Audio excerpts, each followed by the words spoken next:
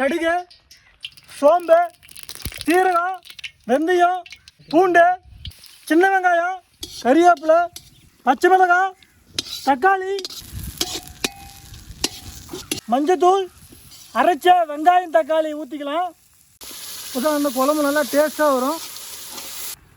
மீன் மசாலா, கல்லுப்பு, குழம்பு மனம் அருமையாக வருது.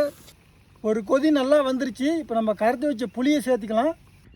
கடல் ஊளி மீன். மீன் நல்லா வெந்துச்சு, இறக்கிடலாம்.